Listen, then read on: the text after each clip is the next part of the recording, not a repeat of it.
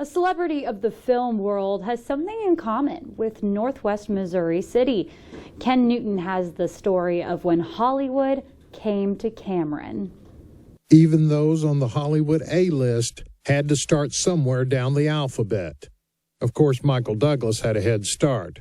The son of film icon Kirk Douglas would star in blockbusters and win Oscars, but he started in a more modest fashion. 50 years ago this month found Douglas in Cameron, Missouri, filming one of his first movies. Stan Hendricks, who works with the Cameron Historical Society, has compiled information about the making of Adam at 6 a.m. And it was a great, really interesting thing to happen in Cameron in 1969. The movie starred Douglas as a Porsche driving professor who becomes disillusioned with his life in California. When he comes to Northwest Missouri for a funeral, he meets a girl, falls in love, and joins a blue-collar work crew for a utility company.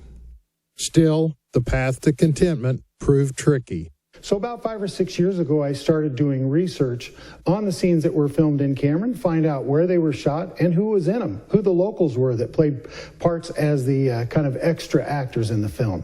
I work as a volunteer researcher for the Historical Society, and I just thought, well, I'll take a couple of days and look into this film, some of the shooting locations, some of the people involved, and it's turned into about a 6 or 7 year journey now of all these locations and fascinating people that were involved. Hendricks also struck up a correspondence with the female lead in the film, a model turned actress named Lee Purcell. She was encouraged by a friend to try out for this part in Adam at 6 a.m.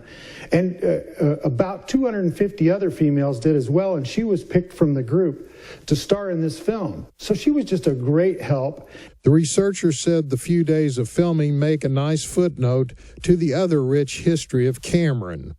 There are just hundreds of wonderful stories that bounce around regarding what happened.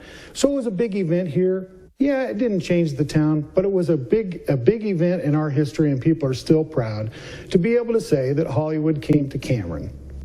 For News Press Now, this is Ken Newton.